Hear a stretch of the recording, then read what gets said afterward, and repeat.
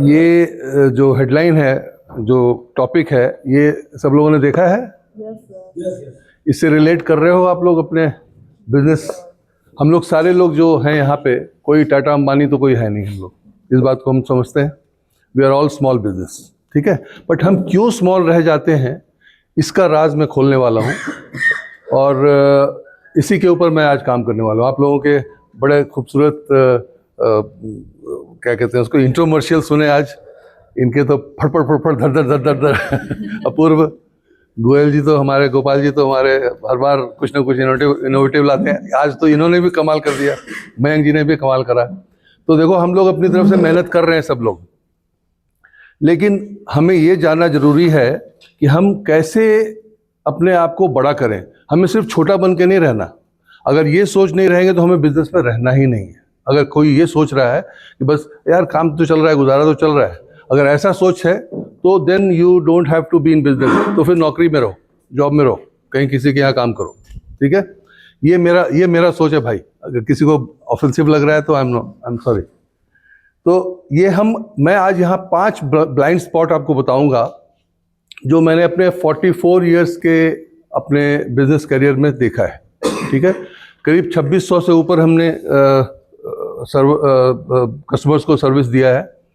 अभी तक मैंने देखा है कि 5 ऐसी चीज़ें जो मैंने सच्चाई देखी है, कि जो 5 ऐसी चीज़ें हैं जो जिसको ब्लाइंड स्पॉट में बोल रहा हूँ। ब्लाइंड स्पॉट मतलब जो हमें दिखता नहीं और वो हमारे खून चूसता रहता है, हमारे बिजनेस को नीचे करता रहता है। वो चीज़ें आज बताऊंगा। हो सकता है कई लोगों को पता हो, बट उसको मैं जिस नज़रिए से दिखा रहा हूँ शायद वो आपको अच्छा लगे, ठीक है। तो ये इनविजिबल प्रॉब्लम, मैं उसकी बात कर रहा था। 44 इयर्स मैं बोल रहा हूँ इसलिए क्योंकि 81 से मैं अपनी आईटी करियर में आया था। पहले 4 साल जॉब किया, उसके बाद मैंने अपनी कंपनी शुरू करी, ओमनिसेंट आईटी सॉल्यूशंस। तो उनमें मैं 2600 से ऊपर लोगों से मिला और ये चीज़ देखा। तो ये इनविजिबल प्रॉब्लम इसलिए इसको बोल रहा हूँ, ब्लाइंड स्पॉट इसलिए मैंने नाम रखा। ब्लाइंड स्पॉट नंबर 1 वो क्या है? आप लोग में से कितने लोग हैं जो ये बगैर फोन देखे अपने बता सकते हैं कि कल का हमारी रिसीट क्या थी? कितने लोग हैं आप बता सकते हैं? आप तो मास्टर हो सर, वेरी गुड। और कौन बता सकते हैं? सर भी बता सकते हैं, बहुत अच्छी बात है। तो ये कुछ लोग हैं गिने चुने हम लोग जो अपना ध्यान रखते हैं, इसलिए इनका बिजनेस बढ़ भी रहा होगा। जो बाकी लोग हैं, हम इसका मतलब ध्यान नहीं दे रहे। This is very very important for us. Everyone should be clear about कि क्या मेरी कल की क्या अर्निंग थी, चाहे 0 अर्निंग हुई हो, बट बी श्योर कि आप उसको देखें। ये मैं शेयर कर सकता हूँ ये सबको, इसलिए मैं इसको पढ़ नहीं रहा। ये लोग आप लोगों को सबको मिले या सो बिजनेस इज रनिंग फाइन। अगर विजिबिलिटी, आप एजम्पशन पे नहीं काम करोगे, काम ठीक चल रहा होगा। मेरे कई मित्र हैं, एक खास बताऊंगा, किसी नाम नहीं लूंगा, गाजियाबाद में ही मैन्युफैक्चरर हैं, मैन्युफैक्चरिंग का काम करते हैं। उनसे बात हो रही थी, कह रहे हैं बहुत अच्छा बिजनेस चल रहा है। जब मैं उनसे बातें करी, घुसा अंदर, तो पता चला कि 6-7 लाख रुपए महीने का उनका लॉस चल रहा है। उनको लग रहा है नॉर्मल है, क्योंकि उनकी कमाई ज़्यादा है, उनको 6-7 लाख फर्क नहीं पड़ रहा। तो कभी भी मत समझो आपका अगर हज़ारों में भी माइनस जा रहा है तो why should you lose your money. ये आपके हार्ड एंड मनी है। तो इसलिए अगर आप इस तरह से देखेंगे कि कितनी इसके ऊपर एजम्पशन पे ऊपर काम नहीं करेंगे, सोच के काम करेंगे, तो आपकी ये जो ब्लाइंड स्पॉट है इसको आप कवर कर लेंगे। ब्लाइंड स्पॉट नंबर 2, सुबह ही फोन आना शुरू हो जाता है, ये कर दिया, वो गड़बड़ हो गया, ये उठाओ, इसको करो। ऑफिस पहुंचे 50 झंझट है। कितने लोग इससे कनेक्ट करते हैं? सब लोग कनेक्ट करते हैं। तो इसका मतलब इसको हम बोलते हैं केओस। हमने केओस में जिंदगी गुजारना शुरू कर दिया है और उसको आदी हो गए, उसके यूज टू हो गए। उसमें रहेंगे तो हमें छोटा ही बना रहना पड़ेगा। उससे कैसे बाहर निकलना है इसके ऊपर सोचना पड़ेगा। और उसमें आप अगर देखेंगे तो क्या होता है, मैंने कुछ लिखे हैं, रिपीटेड मिस्टेक्स। आप कई मिस्टेक्स जो है वो बार बार करते हैं, आप उससे सीखते नहीं, उसके ऊपर क्या करना है वो देखते नहीं। डेली फायर फाइटिंग हम कर रहे हैं, फॉलोअप हम मिस करते हैं। फॉलोअप जो हमारे कस्टमर्स हैं, जिनको हमें टाइमली फ़ोन करना था, हमने नहीं किया, या हमारे टीम ने करना था, नहीं किया।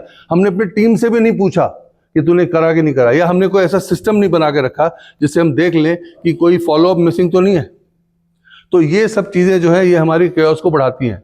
हमारी डिलीवरी जो होनी है वो टाइम से हो रही कि नहीं हो रही, इसकी वजह से भी केओस हो जाती है। पहुंची नहीं, ये पहुंचा नहीं, वेंडर ने माल नहीं दिया, 50 तरह की चीज़ें होती है। आपको अपने अपने अपने बिजनेस से आप रिलेट करो जो मैं बोल रहा हूँ। हो सकता है कि किसी का अफसर का एडवोकेट है, कोई चार्टर्ड अकाउंटेंट, लेकिन उनकी भी डिलीवरी है, सबका अपना अपना काम है, इनको अपने पेपर बनाने होते होंगे, तो वो टाइम से हो गया नहीं हो गया वो सब सोचना पड़ता है। तो ये इस डायरेक्शन से, इस एंगल से आप सोचेंगे तो आपको पता चलेगा कि केओस हम कैसे कम कर सकते हैं, और यही हमको नीचे खींच रहा है। तीसरा ब्लाइंड स्पॉट है मनी लीक। मनी लीक जो है वो सबसे खतरनाक है। किसी का 10 लाख रुपए एक दिन में नहीं उड़ जाता, वो शेयर वाले को छोड़ के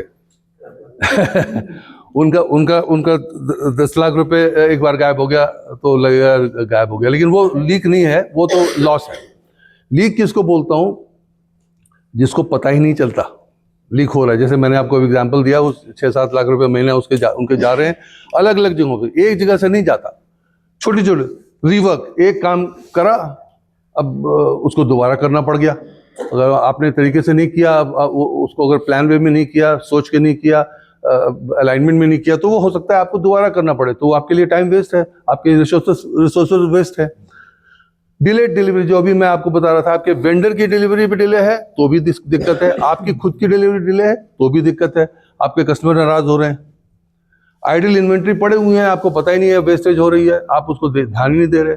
तो ऐसे कई चीजें हैं, ये मैं शेयर कर दूंगा, आप लोग इसको देख लेना, मैं इसको पढ़ के बताना नहीं चाह रहा, कॉन्सेप्ट दे रहा हूं कि आप ये समझ लो, ये जो 5 ब्लाइंड स्पॉट है वो कितना इंपॉर्टेंट है अपना हमारे बिजनेस को समझने के लिए, कंट्रोल करने के लिए, और हमें ग्रो करने के लिए।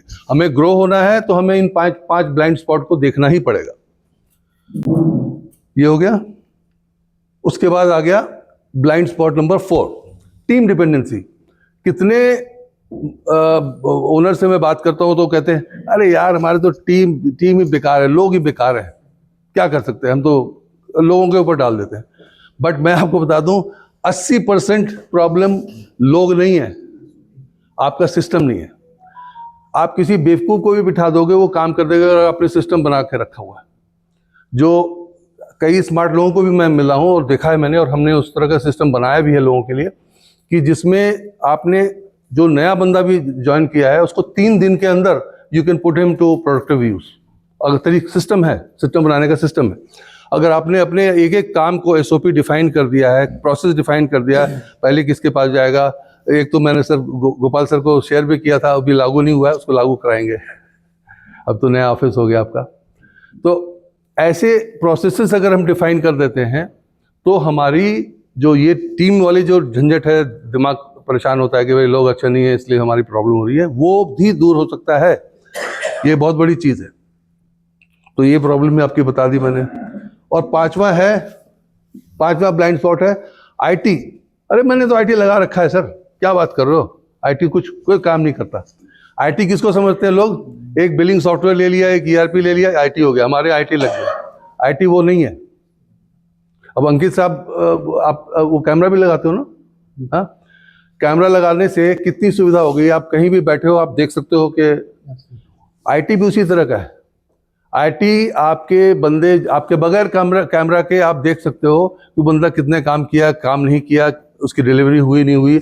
अगर ये आईटी का काम है बिजनेस ओनर को झंझटों से बचाना, उसको पहले ही आगाह कर देना कि आपको अलर्ट देना, अलर्ट जारी करना। अगर ये नहीं कर रहे हो तो आईटी नहीं है आपका, समझो। मैं आईटी का ही काम करता रहा हूँ शुरू से, मुझे समझ में आ रहा है कि लोग क्लरिकल यूज के लिए यूज करते हैं आईटी को, समझते हैं आईटी मेरा काम बहुत बढ़िया चल रहा है, लेकिन वो नहीं है। क्लियर है ये बात? इन 5 में से कितने लोग समझते हैं, इससे अपने आप को रिलेट करते हैं कि हमारे, कि मैं बता जो रहा हूँ वो आपके मतलब का, या कोई और चीज़ बता रहा हूँ, कोई आपके अलाइनमेंट में नहीं है, सूट कर रहा है, ये आप लोगों को समझ में आ रहा है? Very good. अब ये रियलिटी चेक बताता हूँ। ब्लाइंड स्पॉट से क्या होता है, ब्लाइंड स्पॉट से कंफ्यूजन क्रिएट होता है, इसलिए मैंने इस तरह का ये सिस्टम बनाया। कन्फ्यूजन से क्या होता है, आप फायर फाइटिंग में लग जाते हो। फायर फाइटिंग से क्या होता है, आप ग्रोथ आपका स्लो हो जाता है। ये ट्रिकल डाउन है। स्लो ग्रोथ होता है तो आपको स्ट्रेस बढ़ जाती है, तबीयत खराब, जो हेल्थ वालों के पास जाना पड़ता है फिर आपका बिजनेस एक्सपेंशन रुक जाता है। तो असली ये घूम फिर करके वापस क्या होता है कि हम वहीं के वहीं आ जाते हैं और हम ग्रोथ नहीं कर पाते। तो जो मेरा मेन पर्पस था आज बताने का वो ये था कि ये 5 ब्लाइंड स्पॉट, इसके अलावा, इन 5 के अलावा किसी को कोई आइडिया लगता है कि कोई और छठा भी हो सकता है? हाँ बताएं। परफॉर्मेंस इवैल्यूएशन, वो तो उसी में आ गया ना, आईटी में।